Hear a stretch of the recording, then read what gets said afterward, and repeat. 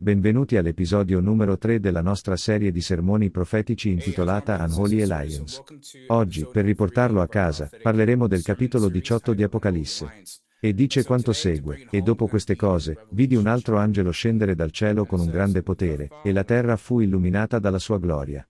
Ed egli gridò con voce potente, dicendo: Babilonia la grande è caduta ed è diventata la dimora dei demoni, il rifugio di ogni spirito immondo e la gabbia di ogni uccello immondo e odioso, perché hanno bevuto del vino dell'ira della fornicazione, e i re della terra hanno fornicato con lei, e i mercanti della terra lo sono si arricchì grazie all'abbondanza delle sue prelibatezze. E udii un'altra voce dal cielo che diceva: Uscite da essa, popolo mio, affinché non siate partecipi dei suoi peccati e non riceviate le sue piaghe, poiché i suoi peccati hanno raggiunto il cielo e Dio si è ricordato delle sue iniquità. Ricompensala come ha dato a te, e raddoppia il suo valore secondo le sue opere, riempi il calice che ha riempito fino al suo doppio. All'inizio di questo episodio, dobbiamo ricordare ciò che abbiamo imparato negli ultimi 2 episodi su un'alleanza empia e sui pericoli dell'essere uniti a coloro che camminano nella malvagità. Oggi stiamo discutendo di un sistema specifico che sarà in vigore, se non lo è già. Si chiama sistema babilonese. Ora, il problema di questo sistema babilonese è che non voglio addentrarmi troppo nella teologia al riguardo. Tuttavia, ciò di cui dobbiamo essere consapevoli oggi, nei giorni in cui viviamo adesso, è che le scritture ci forniscono 3 modi per identificare questo sistema babilonese. Innanzitutto, dice che è un luogo di diavoli, il che significa che è un luogo in cui abbonda molta malvagità. La malvagità viene perpetrata da persone che inseguono le malvagie immaginazioni dei loro cuori. Poi, dice che è un luogo di spiriti maligni.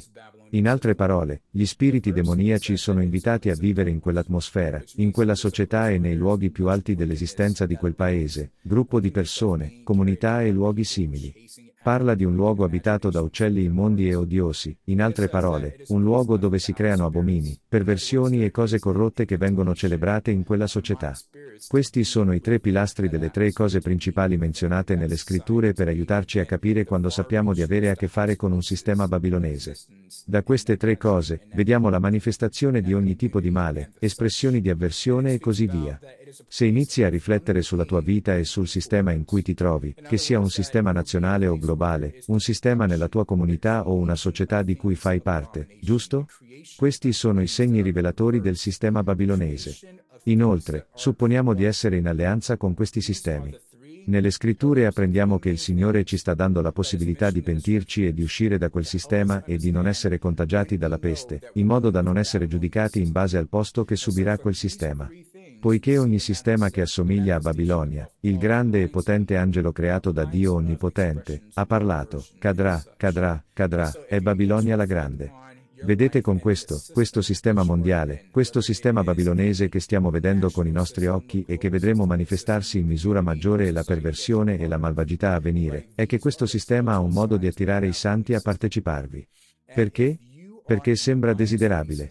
Le prelibatezze di questo sistema ci tentano perché il sistema promette ricchezza, successo e prosperità, il tutto a spese di voi che scendete a compromessi, tutto a spese di noi, che compromettete la nostra integrità in Cristo e che seguiate i comandamenti di Dio, rimanendo fedeli a noi stessi.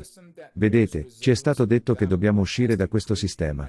Tuttavia, allora fareste una domanda del tipo: ehi, forse sono consapevole di essere in questo posto, in questo sistema che esiste a Babilonia. Tuttavia, come posso avere il mio benessere? Come posso vivere se sono chiamato a uscire dal sistema e poi non ho i mezzi per trovare un provvedimento, giusto?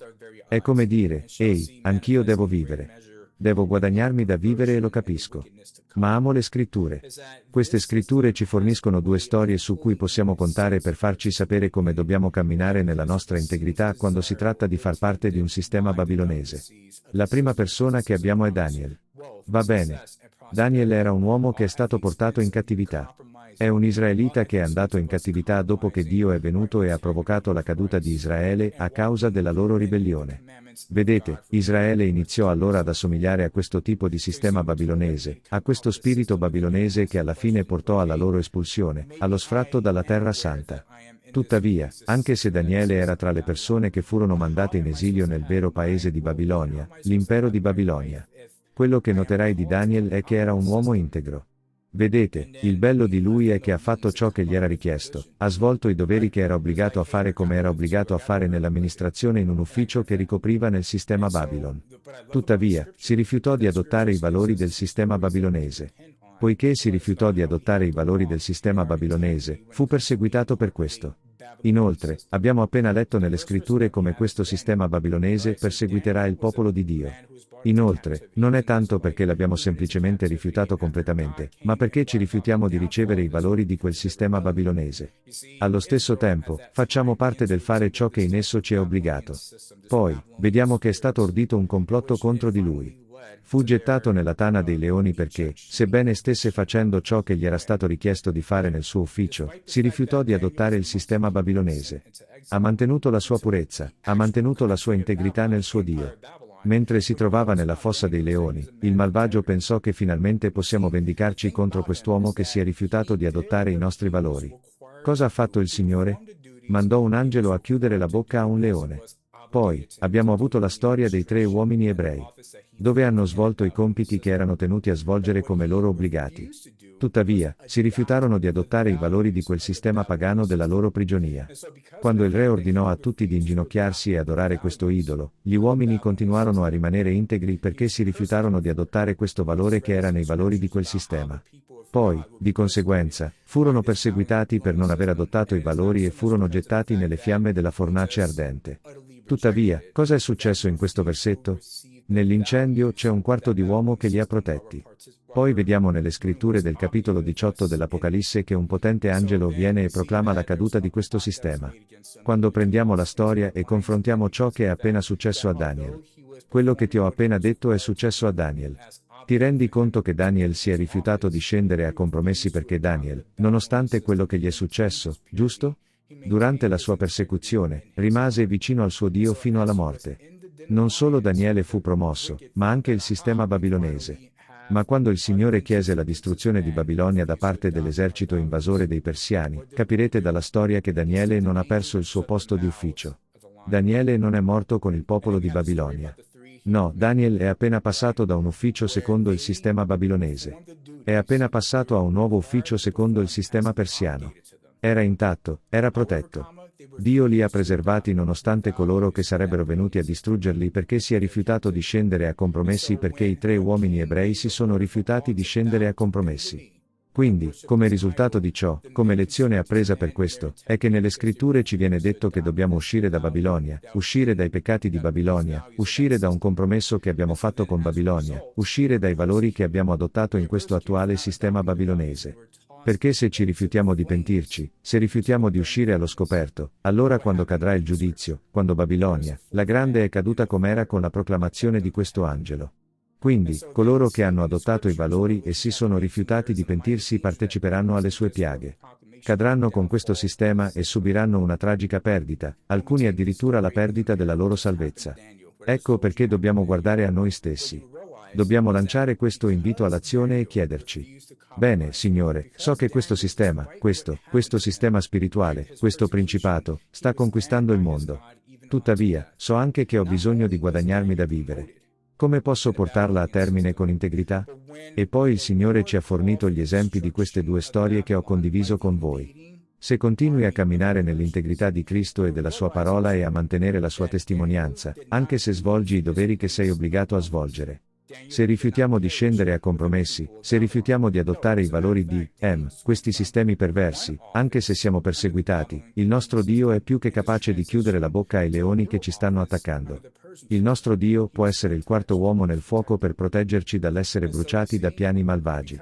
E poi concludiamo vedendo quanto le nazioni abbiano bevuto vino, dell'ira della fornicazione, quell'ubriaco di questo calice.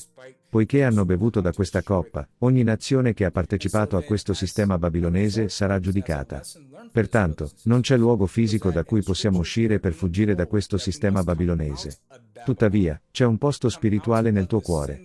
Oggi, siate convinti che, con il cuore e la mente, sarete tanto concentrati quanto porrete il viso come pietra focaia e vi impegnerete a modo vostro per onorare Dio. Impegnerete il vostro cammino verso la santità. Ti dedicherai alla santificazione, ti impegnerai a mantenere la testimonianza di Gesù Cristo. Anche se doveste adempiere ai doveri che dovete compiere, non adotterete il sistema babilonese, anche se è di fronte alla persecuzione delle nostre stesse vite che potremmo finire nella fossa dei leoni o nella fornace ardente che non scenderemo a compromessi e perderemo la nostra corona. Prego che l'ascolto di questo messaggio la benedica mentre concludiamo questa serie e prego solo che Dio continui a fare le opere più grandi nei nostri cuori per aiutarci a essere in grado di prendere quella posizione audace quando rifiutiamo di accettare i valori di Babilonia. Quando possiamo avere il coraggio di rifiutare il marchio della bestia, possiamo essere audaci e rifiutarci di piegare il ginocchio. Quando la sua entità idolatrica, qualunque essa sia, verrà istituita in questi ultimi giorni. Che Dio vi benedica tutti e ci vediamo la prossima volta. Punto.